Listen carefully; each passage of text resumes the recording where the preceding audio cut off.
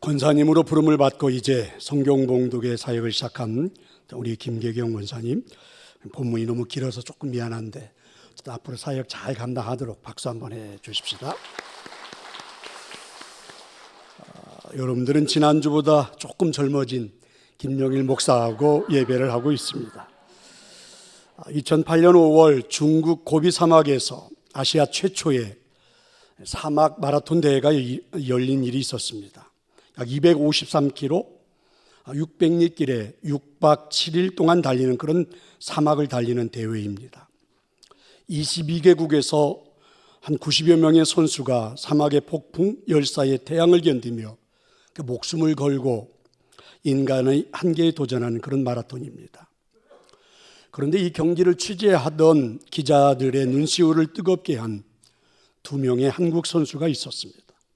한 사람은 시각장애인 이용술 씨와 그리고 서울 광복구 구청 직원이었던 김경수 씨입니다. 이 두 사람은 253km 거의 내내 화면에 보이는 것처럼 함께 허리끈으로 묶고 사막을 달렸다는 것이죠. 그래서 이 경기를 취재했던 조선일보 이서구 기자는 타이틀 글을 이렇게 잡았습니다. 우정은 자연 속에서 이렇게 위대해질 수 있는가? 라는 그런 기사를 남겼습니다. 성도 여러분, 오늘 우리가 읽은 본문에도 한 중풍병자를 위하여 그리고 여러 사람과 내 친구가 감행한 아름다운 우정의 이야기입니다. 중풍병은 그 당시만 해도 거의 불치병이었고 일단 이 병에 걸리면 미래를 포기할 수밖에 없었습니다. 아마 중풍병자 자신 스스로도 그리고 그의 가족 모두도 이미 그의 삶에 대해서 포기했을 것입니다. 그런데 그를 포기할 수 없었던 사람들이 있었습니다. 바로 친구들입니다. 그 친구들의 우정이 정말 아름답습니다. 포기하지 않고 친구를 위해 최선을 다하는 모습이 오늘 말씀을 읽으며 우리 모두에게 감동입니다. 그러니까 이런 친구들의 우정으로 중풍병자는 아주 소중한 미래를 선물로 받았죠. 사순절입니다. 혹시 여러분의 주변 친구들에게 이런 선물 한번 해보고 싶은 마음은 없으십니까? 특별히 무기력한 인생을 살고 있는 지인들에게 이런 선물은 어떠십니까? 사순절을 의미 있게 보내는 방법이 아닐까? 사람들과 내 친구의 아름다운 헌신이 감동입니다. 3절에 보면 사람들이 한 중풍병자를 네 사람에게 메워가지고 예수께로 올세 이렇게 기록이 되어 있죠. 그러니까 여기서 말하는 사람들 그리고 네 사람, 여기서 사람들은 동네 사람들일까 아니면 친구들일까? 얼마나 많은 사람들이 동원이 된 걸까? 어쨌든 의문을 품으면서 어쨌든 이 중풍병자에게는 좋은 친구들이 있었다는 것이죠. 그 친구들은 함께 들것에 태우고 그리고 예수님을 찾아온 것입니다. 어쩌면 중풍병자의 치유는 친구들의 이런 아름다운 헌신에서부터 시작된 것이 아닐까? 친구들의 믿음이 정말 대단합니다. 그러니까 사람들, 특별히 네 사람은 친구가 예수님을 만나기만 하면 고침을 받을 것이라 이렇게 믿었습니다.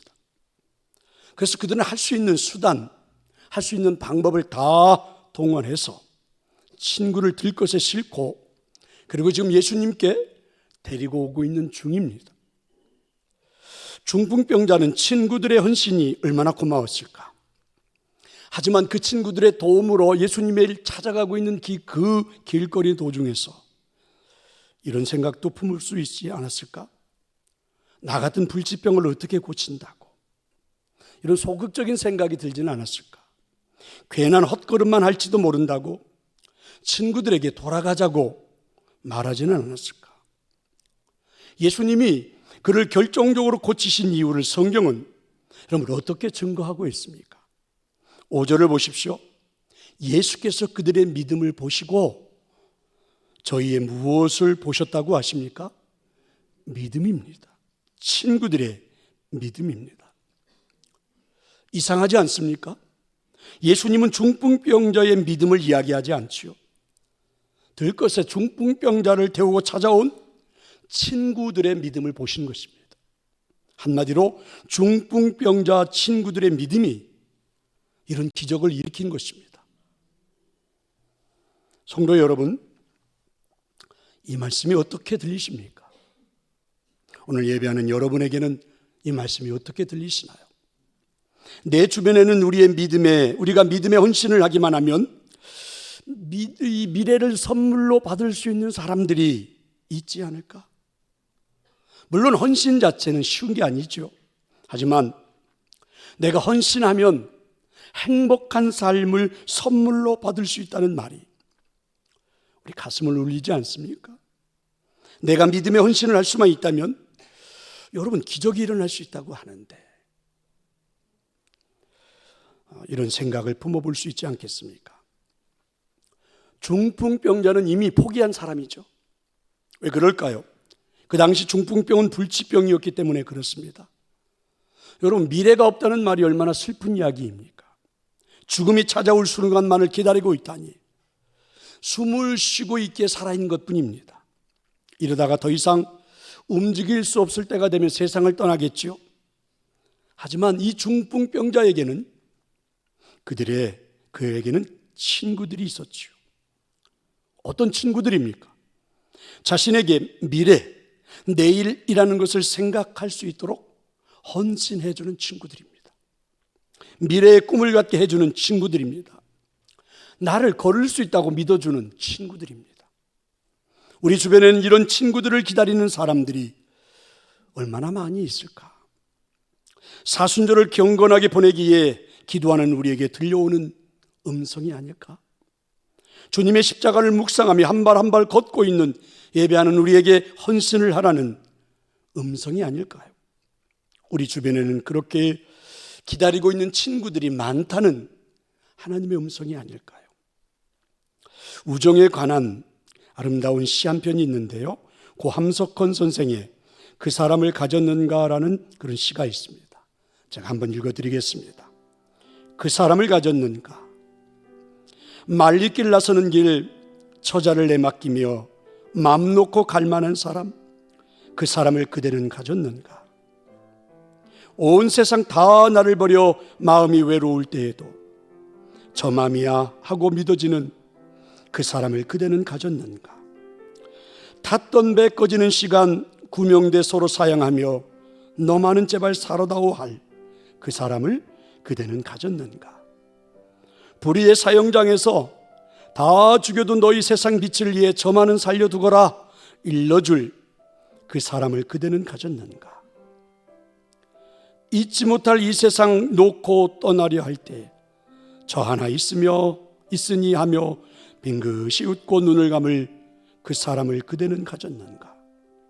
온 세상의 찬성보다도 아니 하고 가만히 머리 흔들 그 한 얼굴 생각에 알뜰한 유혹을 물리치게 되는 그 사람을 그대는 가졌는가? 자, 이런 시입니다. 고함석헌 선생님이 가장 가까운 친구였던 김교신 선생의 죽음을 애도하며 지은 시로 알려져 있습니다.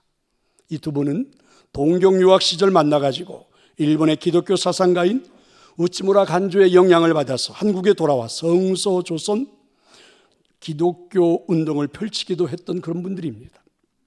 김교신 선생은 양정고보 교사 시절에 또 손기정 선수의 마라톤 코치를 하기도 했다고 그러죠.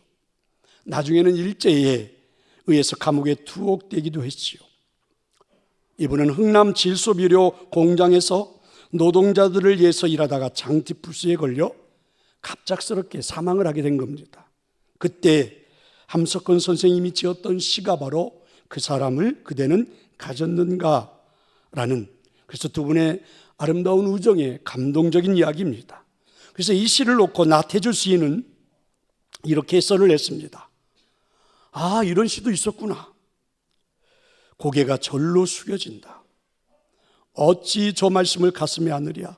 참 부끄럽다. 어떻게 해야 하나? 지금부터라도 정신 차리고 잘 살아야 할 일이다. 이런 문장이 나를 살리고 내 인생의 길을 고쳐놓았다. 참 고마운 일이다 나태주 시인은 그렇게 해설을 했습니다. 사랑하는 성도 여러분, 우리가 사는 세상을 놓고 우리는 이렇게 평가합니다. 참 삭막하다. 자기밖에 모르는 세상이라고 말하죠. 하지만 이런 친구가 필요한 세상이 아닐까요? 혹시 주변 사람들에게 여러분 이런 친구가 되어주고 싶은 마음은 없습니까? 또한 이 4명의 친구들이 펼치는 창조적인 헌신 혹은 모험을 주목할 필요가 있습니다. 중풍으로 고생하는 친구를 들것에 태우고 예수님을 찾아왔지만 문제가 생겼습니다. 예수님은 방 안에서 사람들에게 에워싸여 있습니다. 그리고 밖에도 사람들이 너무 많아 만날 수가 없는 상황이죠. 우리가 최선을 다해 친구를 데리고 왔지만 예수님을 만날 수 없다니 아무래도 하나님의 뜻이 아닌 모양이야. 이렇게 포기하고 돌아갈 만도 한데 이 친구들은 쉽게 포기하지 않았습니다. 오히려 창조적이고 그리고 모험적인 아이디어를 냈죠. 지붕을 뜯기로 한 겁니다. 물론 그 당시 팔레스틴 지붕은 우리하고는 좀 다르죠. 평행으로 되어 있고 그리고 평행으로 놓여진 그 목재들 위에다가 얼기설기하게 막대기를 올려놓고 그 위에 갈대 나무까지 그리고 엉겅퀴 등을 놓고 약간의 흙을 덮을 정도의 지붕이라고 합니다. 그럼에도 불구하고 지붕을 뜯는 것은 여전히 모험적인 행위가 아닐 수가 없습니다. 지붕을 뜯는 동안 아마 흙부스러기가 집안에 있는 사람들에게 떨어졌을 것이고 사람들은 깜짝 놀라며 이런 무식한 짓이 어디 있느냐고 아마 소리쳤을 것 같아요. 그러나 친구를 살리겠다는 집념 하나로 그들은 모험을 감행한 것입니다. 여기서 우리가 그대로 지나칠 수가 없는 4명의 친구들에게 감동하는 것은 바로 희생입니다. 희생이죠. 그들은 이 일을 위해서 일부러 시간을 냈습니다. 그리고 지붕을 뜯는 과정에서 남들의 비난과 항의도 극복해야만 했습니다. 아마도 친구가 고침을 받은 후에는 이들은 상당한 지붕값도 아마 보상했을 겁니다. 우리가 사는 세상은 예전이나 지금이나 마찬가지입니다. 여러분, 모험을 감행하지 않고서는 꿈을 이룰 수가 없습니다. 대가를 지불하지 않고서는 위대한 일은 이루어지지 않습니다. 한마디로 희생 없이는 아무 일도 일어나지 않습니다. 적어도 오늘 말씀을 들으며 감동이 된다면 한번 시도해 보고 싶지는 않으십니까? 좋은 친구가 되는 일, 하나님도 칭찬하며 기적을 일으켜 주시는 일은 모험을 시작해야 가능하죠. 대가를 지불해야 가능합니다. 시간도 내야 합니다. 약간의 돈도 써야 할지도 모릅니다. 하지만 최고의 선물을 안겨줄 수 있다는 것이죠. 예수님 십자가 사랑이라는 선물, 부활의 영원한 생명을 선물해 줄 수가 있는 것입니다. 캠브리지 대학 출신의 명망 있는 지식인이었고 그리고 그 당시 스포츠 스타로 일컬어졌던 C.T. 스터드라고 하는 보장된 출세의 길을 갈 수 있는 사람이 있었습니다. 근데 이 사람은 출세의 길을 버리고 잃어버린 영혼들을 전도하기 위하여 선교사로 길을 떠날 때 그분을 아꼈던 많은 사람들은 말하기 시작했습니다. 너의 그 선교 사역이라는 희생이 그럴 만한 가치가 있을까? 이렇게 사람들이 묻기 시작한 거죠. 그때 이 사람의 대답은 단순하고 분명했습니다. 그리스도께서 나를 위해 자신의 목숨을 버린 것이 참으로 사실이라면 어떤 희생도 지나친 것은 없습니다. 그렇습니다. 예수님이 나를 위해 십자가를 지신 것이 사실임을 믿고 확신하며 예배하는 성도 여러분, 2025년 사순절에 우리가 도전할 어떤 희생도 지나치지 않을 것입니다. 우리가 사랑하는 이웃, 친구들을 위해서 몸 한번 해보는 것도 절대로 지나치지 않습니다. 여러분의 대가를 치르는 희생은 절대로 지나치지 않습니다. 왜 그럴까요? 예수님의 십자가의 사랑, 예수님의 십자가의 희생, 예수님의 십자가의 헌신으로 저도 여러분도 구원받았기 때문입니다. 이런 멋진 친구들로 인해 그러면 중풍병자가 얻은 선물이 무엇입니까? 한마디로 그 선물은 현재와 미래를 함께 얻는 선물이었고 겉사람과 속사람을 함께 행복하게 하는 선물입니다. 우리가 사는 세상에서 우리들이 받고 있는 대부분의 선물들은 현재 지금은 즐겁게 할 수 있을지는 몰라도 미래를 보장하지는 못하는 그런 선물들이죠. 어쩌면 눈에 보이는 우리의 육체를 즐겁게 치장할 수 있을지는 몰라도 우리의 내면 속까지 배려하는 선물은 아닐지도 모릅니다. 하지만 이 중풍병자가 친구들의 도움으로 예수님 앞에 나와서 얻었던 이 선물은 어떤 것과도 비교될 수가 없는 것입니다. 사실 본문의 이 친구들이 예수님을 통해 이 중풍병자에게 주고 싶었던 선물은 단지 치유였겠지요. 중풍병에서 고침받는 것이었겠지요. 그런데 예수님은 나온 그에게 먼저 선언했던 말씀이 가히 충격적으로 들립니다. 중풍병에 대한 치유 선언이 아니지요. 예수님 먼저 선언한 말씀이 어떤 것입니까? 5절을 보십시오. 작은 자야, 내 죄 사함을 받았느니라. 그렇습니다. 왜 그렇게 하셨을까? 그러면 중풍병의 치유에는 예수님이 관심이 없으셨을까? 아닙니다. 예수님은 11절에서 내 상을 가지고 집으로 가라 이렇게 말씀하시며 그의 중풍병을 치유해 주시죠. 그러니까 육신의 치유까지 궁극적으로 선물로 받은 겁니다. 그렇습니다. 육체라는 겉사람의 치유보다는 내면의 치유가 보다 근본적인 인간의 문제임을 예수님은 아셨습니다. 그리고 마음의 치유 없이 인간은 겉사람만 건강함으로 결코 행복할 수 없음을 예수님은 알고 계셨던 거지요. 자, 오늘 본문에 나오는 이 치유의 과정을 조금만 더 자세하게 한번 살펴봅시다. 많은 사람들과 지금 예수님이 토론을 벌이고 있습니다. 갑자기 지붕에서 쿵쿵 이상한 소리가 들리죠.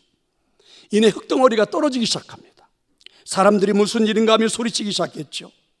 이내 지붕이 뜯겨지고 하늘로부터 구멍이 뻥 나더니 이상한 것이 들것에 들려 내려오는 겁니다. 자세히 보았더니 사람입니다. 중풍병에 걸려 제대로 몸을 가누지 못하는 바로 사람이죠. 들것에 줄로 감겨있는 그 사람을 예수님은 풀어놓았습니다. 자, 이제 이 순간 방에 둘러앉아 있었던 모든 사람들의 이목은 이 중풍병자에게 집중되기 시작했죠. 그런데 그 순간 예수님은 중풍병자를 보고 말씀하십니다. 그대는 정말 좋은 친구들을 두었군요. 당신의 친구들이 정말 대단합니다. 정말 믿음이 좋은 친구들이군요. 이렇게 친구들을 먼저 칭찬하시죠. 그 후에 예수님은 중풍병자를 보고 이렇게 말씀하십니다. 작은 자야, 내 죄 사함을 받았느니라. 그 방에 앉아 토론을 벌이고 있던 모든 사람들이 깜짝 놀랐습니다. 아니, 이게 무슨 말인가? 중풍병자를 고치는 줄 알았더니 이상한 말씀을 하십니다. 죄 사함을 받았다고? 함께 토론을 벌이고 있던 사람들의 마음이 불편하지요. 왜 그렇습니까?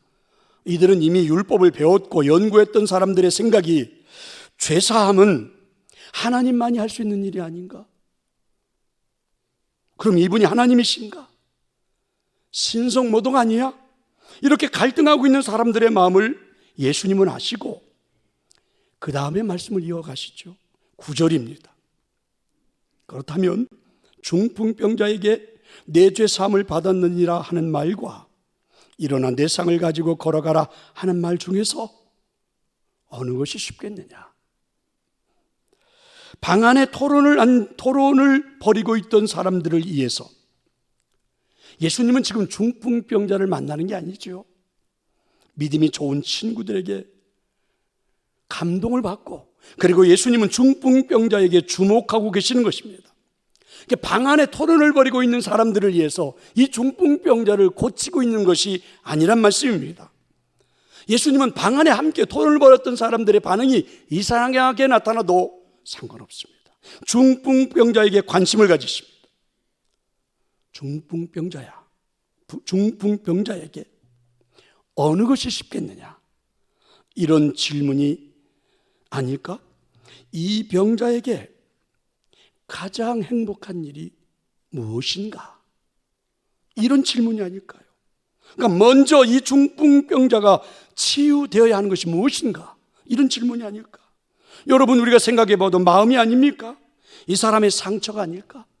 중풍병으로 인해 다쳐버린 마음, 절망으로 상처받게 된 마음, 세상을 원망하는 마음, 부모로부터 누군가를 원망하는 마음, 이 모든 것들이 먼저 치유되어야 이 사람이 건강하고 웃을 수 있게 되지 않을까?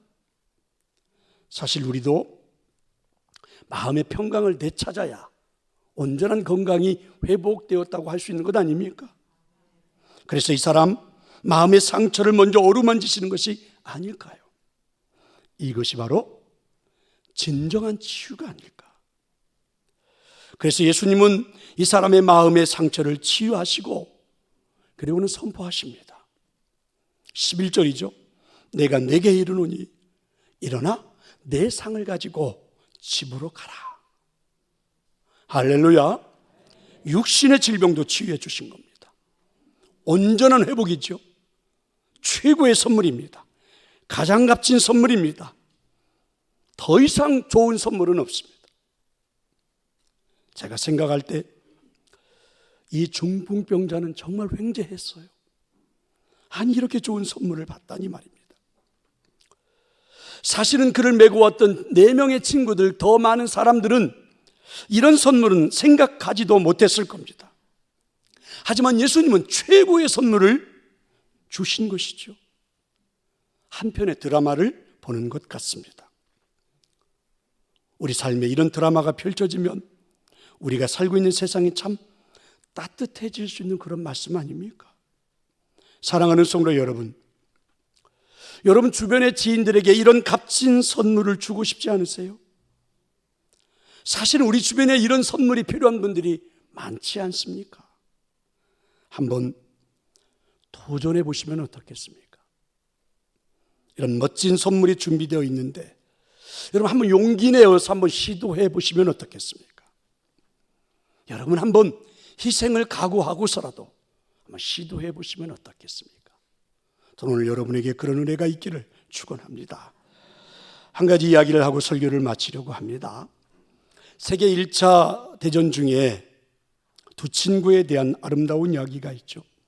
이 두 친구는 함께 한 마을에서 태어나 자랐습니다. 그리고 함께 나라의 부름을 받아 군의 징집을 받았고 훈련도 같이 받고 같은 부대에 배속이 됐고 또 공교롭게도 같은 전쟁터에 나가서 싸움을 하게 됐죠. 그런데 한참 전쟁이 벌어지던 순간 한 친구가 적과 싸우다가 고립이 되어 그 자기 참으로 돌아올 수가 없었습니다. 온 사방은 다 적들뿐이고 이협적인 포화 아래에 있어서 그를 구할 방법이 전혀 없어 보입니다. 그를 구하려는 시도 그 자체가 어쩌면 자살 행위처럼 보일지도 몰라요. 그럼에도 불구하고 그의 친구가 참호에서 빠져나가 그를 구하려고 하는 겁니다. 이때 분대장은 계속해서 그를 저지했습니다. 하지만 이 친구는 상관이 한눈을 파는 사이에 쏜살같이 홀로 남겨진 친구를 향해 달려가 피를 흘리는 친구를 끌어안고 돌아왔습니다. 그런데 그가 구한 친구는 아군의 진지에 도달했을 때는 이미 숨이 끊어진 후였습니다. 그리고 그 친구를 구해온 이 친구마저도 치명적인 부상을 입고 이제 마지막 숨을 남기고 있는 듯해 보입니다. 화가 난 분대장은 그를 노려보면서 말을 했습니다. 그 봐, 쓸데없는 짓을 한 거야 자네는. 그러자 이 친구가 이렇게 대답을 했습니다. 죄송합니다 분대장님. 그러나 제가 친구 곁으로 달려갔을 때 그는 이렇게 말했다고요. 친구야, 난 네가 올 줄 알았어. 이렇게 말입니다. 사랑하는 성도 여러분, 오늘도 우리가 올 줄 알고 기다리는 친구들에게 한번 손 내밀어 보시기를 저는 소망합니다. 그래, 네가 적어도 나를 찾아올 줄 알았어. 이렇게 기다리고 있는 여러분 주변의 지인들에게 이 사순절의 기간 꼭 한번 손을 내밀어 보시기를 축원합니다. 자, 오늘 말씀을 생각하면서 우리 함께 이제 찬양하도록 하겠습니다.